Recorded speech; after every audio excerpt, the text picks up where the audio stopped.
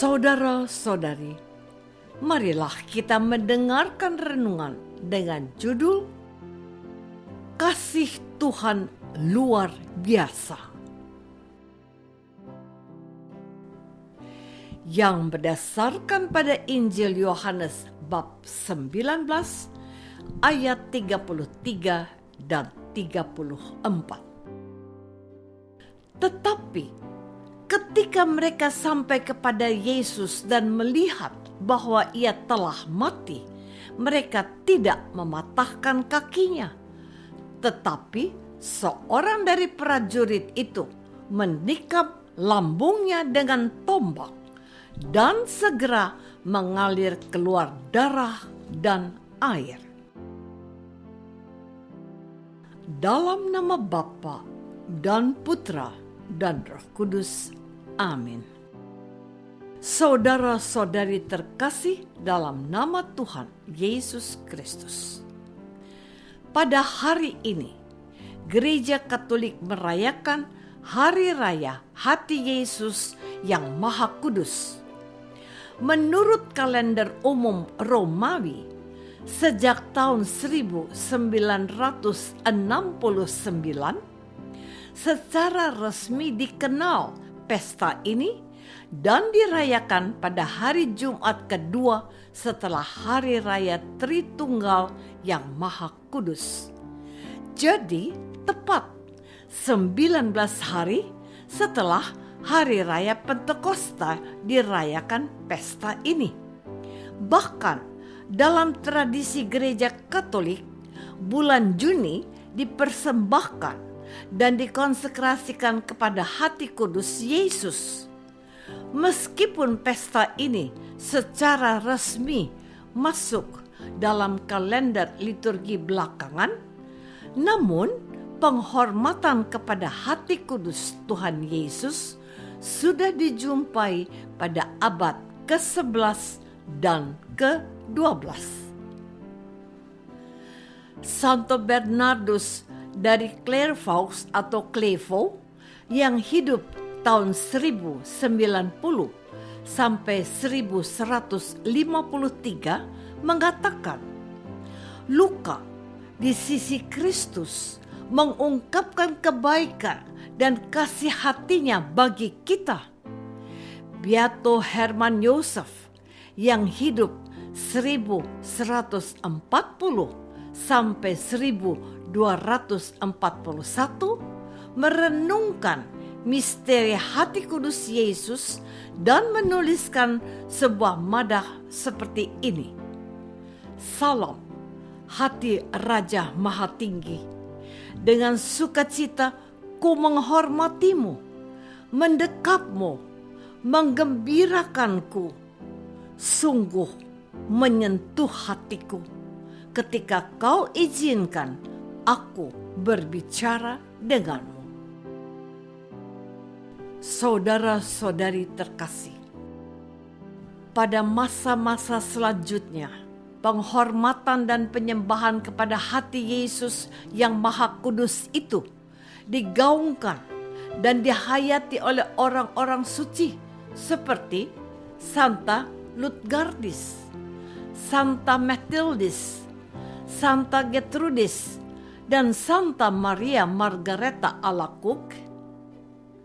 Kemudian hari muncullah devosi kepada Hati Kudus Yesus yang diperingati setiap hari Jumat pertama. Injil suci yang diwartakan oleh gereja dalam liturginya hari ini adalah peristiwa yang terjadi setelah Yesus wafat di kayu salib.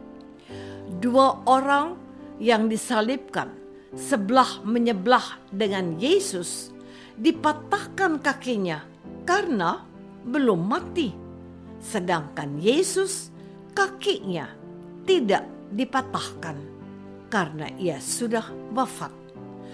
Akan tetapi seorang serdadu menusuk lambung Yesus dan dari situ mengalirlah air dan darah.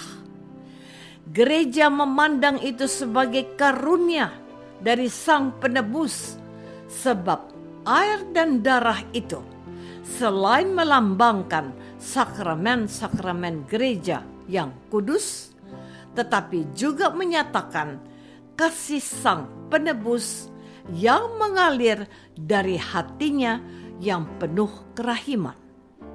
Tuhan Yesus menyediakan kasih-Nya yang melimpah untuk mereka yang percaya.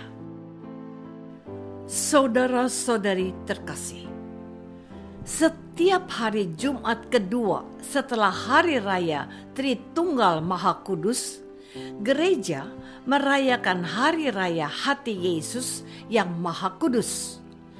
Bacaan Injil hari ini menegaskan bahwa cinta dan belas kasih Allah itu telah mencapai puncak dan kepenuhannya dalam diri Tuhan Yesus Kristus yang mengorbankan dirinya di kayu salib demi keselamatan kita.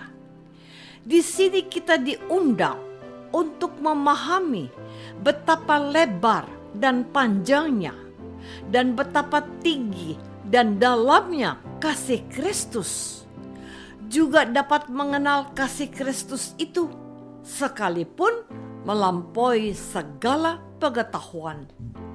Efesus bab 3 ayat 18 dan 19.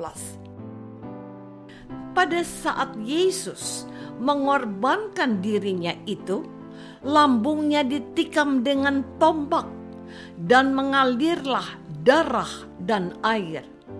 Peristiwa ini begitu penting dan ditekankan oleh Yohanes sehingga ia mengatakan orang yang melihat hal itu sendiri yang memberikan kesaksian ini dan kesaksiannya benar, dan ia tahu bahwa ia mengatakan kebenaran supaya kamu juga percaya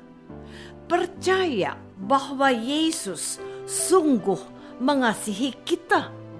Sebab dengan wafatnya di kayu salib, Ia menebus kita dan menganugerahi kita kehidupan kekal, yaitu kehidupan abadi bersama dengan Allah. Perayaan hari ini mengajak kita untuk merenungkan pengalaman hidup kita yang sungguh diperhatikan oleh Allah dengan kasih-Nya yang tanpa batas. Ia rela mengorbankan diri demi keselamatan kita. Saudara-saudari terkasih, marilah kita belajar dari Kristus Yesus sendiri tentang cinta yang telah ditaburkan ke dalam hati kita sejak kita menjadi orang-orang percaya dan dibaptis dalam nama Bapa dan Putra dan Roh Kudus.